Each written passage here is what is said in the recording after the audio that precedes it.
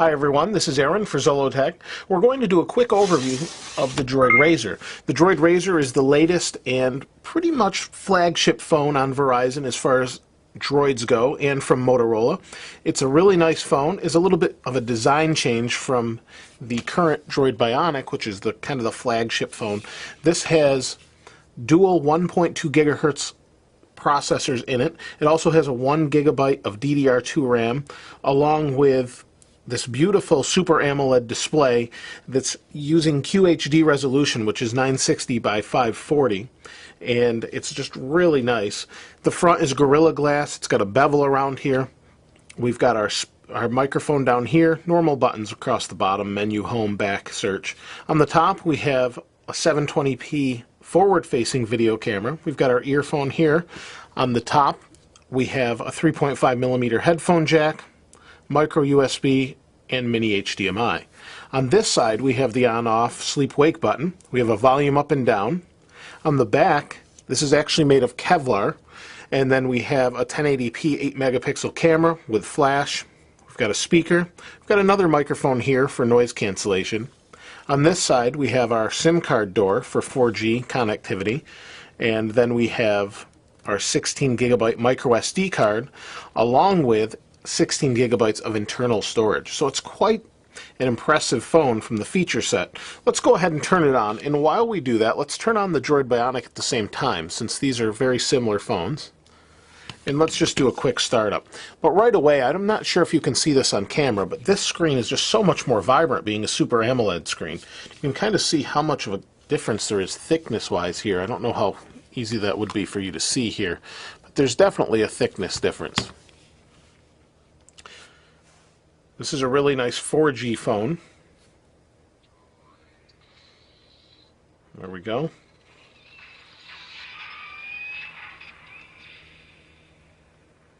Just waiting for them to boot up.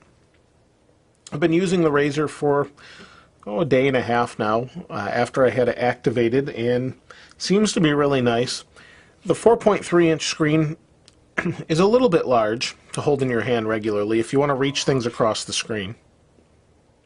So you can see we're just about ready to go here. Slide to unlock. Let me do that again. The Bionic's still booting. There we go.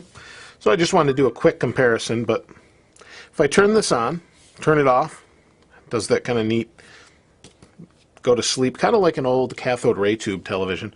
And then we can slide to unlock this way, we can slide the camera that way, and we can turn it to vibrate this way, all sound off. Let's go ahead and open it up.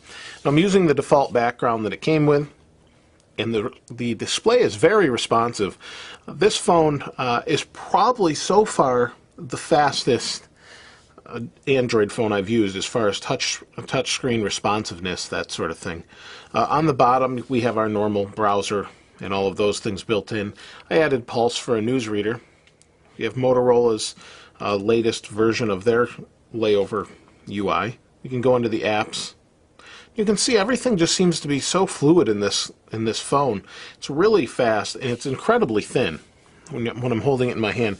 And a lot of you guys probably won't appreciate this, but I do have an iPhone 4 here just to show you thinness, because the iPhone 4 is one of the thinner smartphones, but look at that next to it. It's very, very thin. And it feels solid. It's got to be, I think it's got aluminum with just this Kevlar backing to keep it light. There is no removable battery either, just like an iPhone in that respect. But overall, the phone is really nice, very nice and light. The Bionic's kind of heavier feeling. It may not actually be that much more heavy, but it feels heavier and bulkier in your hand.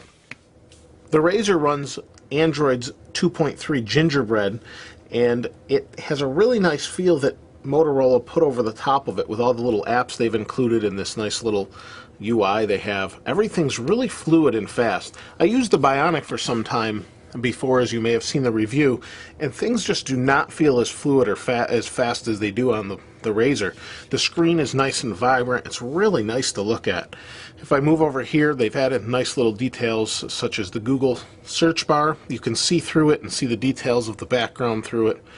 And it's just overall really nice and super fluid and fast. And that's one thing you really need in a modern smartphone to set it apart from the rest. If I go into the camera app, you know, there was one thing I showed the camera app on the Bionic and how laggy it is. If I go into here and take a picture, just let it refocus, snap the picture already.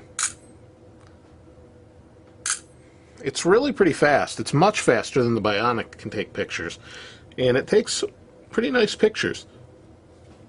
You can see everything's nice and fluid, and one thing that Android lacks compared to, say, iPhone or Windows Phone 7 is the touchscreens just don't seem to be as responsive over time, and so far the Razr's right up there with the best of them. So I don't know what they've done differently, but compared to the Bionic and using that for a few days, this seems much faster.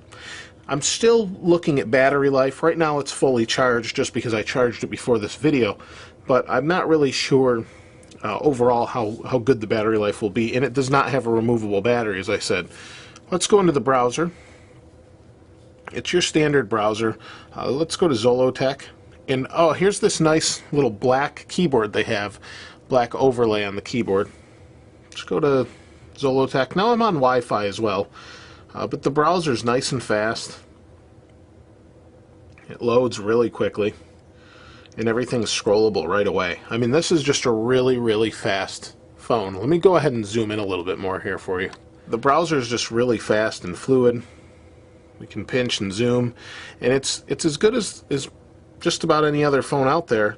When we double tap to zoom, it does kind of do this little jerky thing where you see it sometimes. It's working fine now, but what it does is it resizes the text but not the image, which is fine because you can read it, but it does have this little jerky feel to it occasionally. But right now it's doing just fine. So you can see how nice and quick it is. It does have haptic feedback. When I do this, it shakes the phone a couple times real lightly. Notifications are fast, saying there's 4 updates. And overall, everything just is really snappy and fast. As far as Android goes, this is definitely the nicest phone I've used. It does feel large at times when you're holding it like this. You can't totally reach across it, and for most people that's probably not going to be an issue, but it's just super nice to use. If I go into menu here, we can go into settings. You can see how fast everything is, and it has some battery information. It's got some different applications that Motorola has placed on here to help you stream information to your phone, such as videos and pictures and things like that right off your home computer.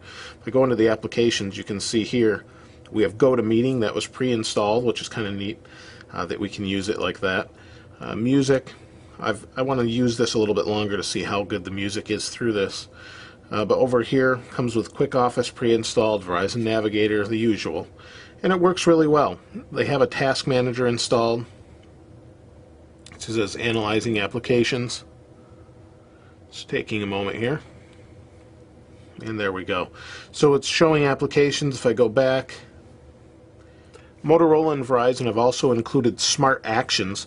It's a little application that shows you how to do smart actions that can make tasks easier by automating things, and it's something they've included with this phone and they show you right up front. So it says home, adjust device settings at home. You have a setting for work, workout, nighttime battery saver, battery extender.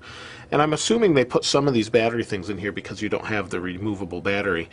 We have quiet location, sleep, so you can automate some of these things. So if we go to home, you can enter a location based on where you are now, which I'm not going to do right now, but you can enter locations based on the GPS signal and where you're at, and then it will switch when you're at work. You can switch it to that location, and so it will know how to behave when you're doing those different tasks.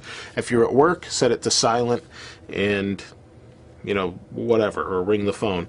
It's up to you, and you can set it that way. So overall, the Droid Razr is really an excellent phone. I didn't want to go too much in depth, but overall it feels very sturdy, not plasticky.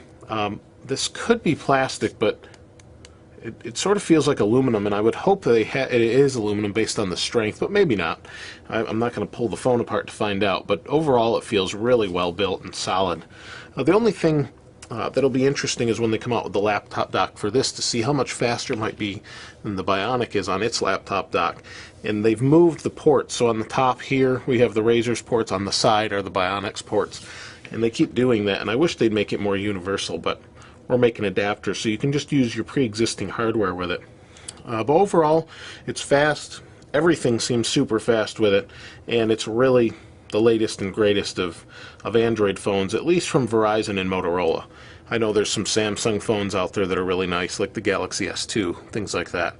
But if there's anything you want to see in the final review when I do that, please go ahead and comment below and let me know what you want to see that you may not have seen in other reviews you're looking for, and I'll try to cover those in the final review when I do that. I'll also do some comparisons between the two. I have a lot of people asking me, should I get the Bionic or the Razer? And so we'll do some comparisons on those as well. But so far, this is much faster feeling, even though it's got a minimal spec bump, but it has a nicer screen as well. But anyway, if you haven't already, please go ahead and hit subscribe, and thanks for watching. This is Aaron. I'll see you next time.